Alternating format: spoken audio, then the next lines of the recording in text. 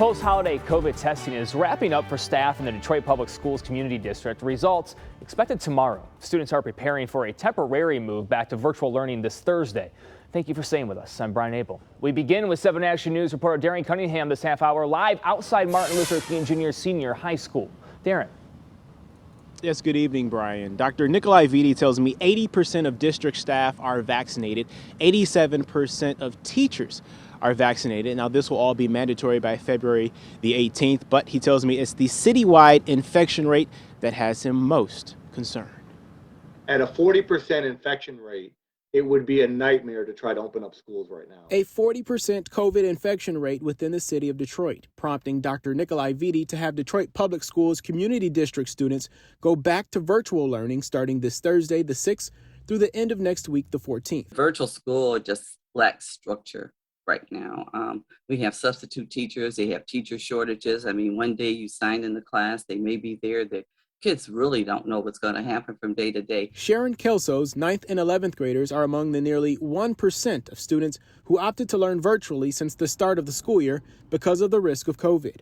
Kelso tells me while she appreciates the effort the district is taking to make sure kids are safe, she believes more can and should be done to improve the quality of remote learning. They need to be able to learn no matter what platform we put them in. So as we're pivoting them back and forth, the most a crucial thing to me, are we assessing how much learning we're losing? And we're assessing, are we really just doing a place card for the kids to have somewhere to sit so they can get funding, or are these kids actually benefiting education? Parents are frustrated. I think parents understand the decision that we've made and support the decision, but it doesn't mean that they're not frustrated. And I'll tell you, I'm frustrated. Viti says his preference is in-person learning since that works best. But he tells me this school year, 20% of students have already had to quarantine. And the last thing he wants are outbreaks and excessive staff shortages. They desperately need, meaning our students, Monday through Friday in-person learning in order to grow academically and civically. And we're being handcuffed because of low vaccination rates as a city. And the school district is going to do its part to make sure that we can provide as much of that in-person learning as possible.